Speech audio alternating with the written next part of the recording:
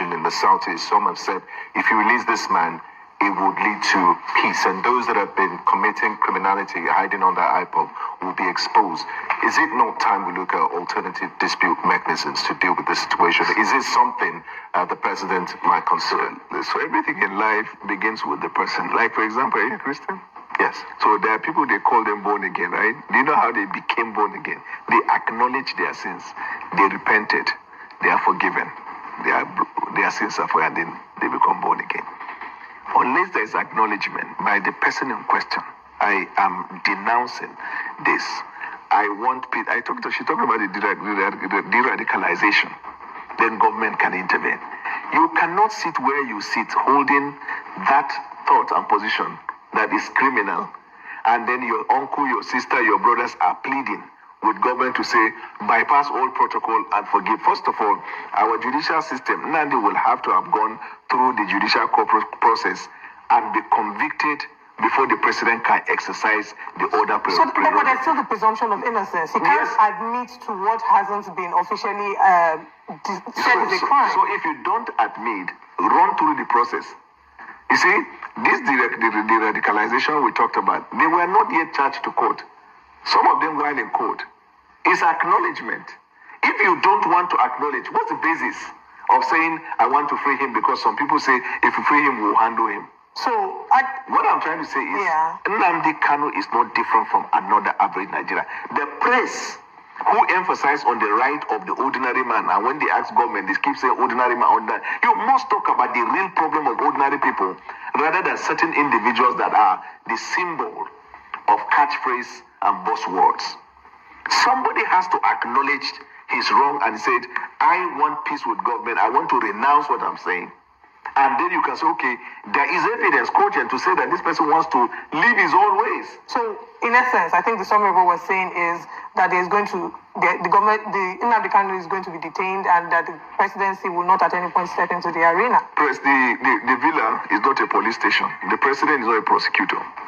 He's the president of Nigeria, tasked with responsibility to govern Nigeria. Law enforcement will carry out their work, and then people in government will carry out their work. I want to beg the Nigerian media to not choose certain individuals and treat them as more special than other individuals with the disproportionate application of principles. The ordinary man, when it comes to hunger, it is good for the optics to talk about them. When it comes to criminal justice system, you isolate certain individuals. It's just like, let's say, corrupt people. Maybe there's a corrupt politician that's been in charge. There's some people who say, leave him. Meanwhile, the other people can be in detention. I made the point clear to you here. For de-radicalization to take place, there has to be acknowledgement and departure from your old ways. We get your message, sir. So, thank you. But that message, we don't know if it's for us. The message also should also be back. We have message. No, it's actually Moses to you to tell them, because they told you and you asked me. Yes, but we're also giving the message that we get from the people back to the government. To the presidency. Which is the presidency is that what we hear and the pulse we're getting from them is that we need to see the government cutting down on the cost of government. That for sure. And not seeing effective communication of government policies, because there's a... Why am I here? Yes. Alright guys, the way these people go front and back is what I don't understand. I am really worried for them, Nigerian government. Okay, that man is President Bola Ahmed Tinubu's spokesperson, Bawala Daniel. He gets a whole history for body. Maybe we just leave that one for now. So in case you don't understand what they happen for them, he said Nnamdi Kanu must renounce his agitation and apologize to the nation, Nigeria. Then a process of the radicalization can now begin. The government may now decide if it intends for an alternative dispute resolution to be employed in his situation or not. He said, according to him, he said it is not about his uncles, his sisters, his friends apologizing on his behalf and pleading for his freedom. That Nnamdi Kanu must, first of all, be born again before any other thing can follow. And that is not that born again now. It's what I don't really understand. Because I thought before now, We have rules and regulations that abide this country. We have rules. The courts give judgment, and the Nigerian citizens follow. The government follows. So before we go further, I want you to watch this video of the federal government of Nigeria. They have violated its judgment, discharging Mr. Nnamdi Kanu of the 6-count charge of terrorism on the grounds that the trial court lacked the jurisdiction to entertain the charges against him. The court held that an unlawful and extraordinary rendition without adherence to due process of the law is a gross violation of all international conventions, protocols and treaties that Nigeria is signatory to, as well as a breach of the appellant's fundamental human rights. The appellate court holds that the federal government failed to controvert the allegation that the IPOB leader was abducted in Kenya and brought back to Nigeria without extradition proceeding. The court further adds that the government was ominously silent on the issue, which is described as very pivotal in determining whether the trial court would still have the jurisdiction to continue with the criminal proceeding before it. The court also notes that Nigeria is a signatory to African Union Convention, which it ratified on April 28, 2022, as well as the Charter on Human and People's Rights, which it said prescribed how a wanted person could be transferred from one country to another through an extradition request, which must be in writing with a statement indicating offences for which a person is wanted. The appellate court held that the government's action tainted the entire proceeding it initiated against Mr. Nnamdi Kanu and amounted to an abuse of criminal prosecution in general.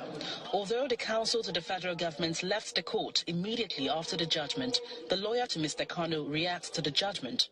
There was one fundamental issue on which the court today anchored its judgment, this intermediate court.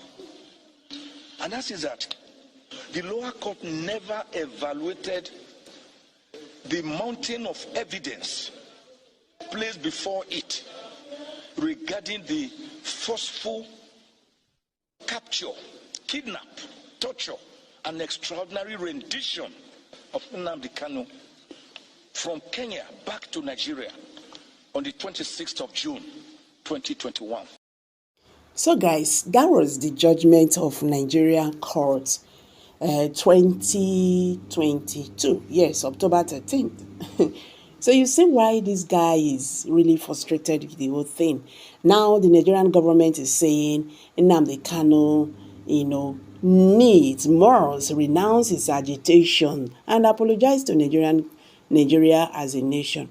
I beg, wait, now so they do something first. I think first thing first, let this man be released.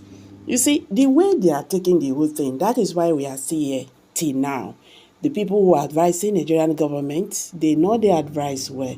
Release this man, then let there be a roundtable talk, una discourse, dialogue about the whole thing. You get. Meanwhile, before I go, nothing as they don't come out. They say no matter what, even those when they agitate for Nnamdi Kanu's release, so all of them don't turn terrorists for Nigeria. In fact, Nigerian government not just try and so then release Nnamdi Kanu. That one just day by the wayside. But the thing now be say Nigerian government say Nnamdi Kanu before he go receive his freedom, so he go first of all denounce his agitation. I don't remember say Sunday Igboho, the Yoruba nation activist, President Bola Ahmed Tinubu, he don't free him. I don't remember when he don't denounce Yoruba nation agitation. No. Why is Nnamdi Kanu on like this? Well, guys, they drop out for here. I beg, drop your comment below the comment section. Don't forget to give us a thumbs up. Share this video, make it go viral. This is what Nigerian government is demanding for the detained leader. Do you think Nnamdi Kanu can ever do that? Let's hear from you. Thank you, and bye for now.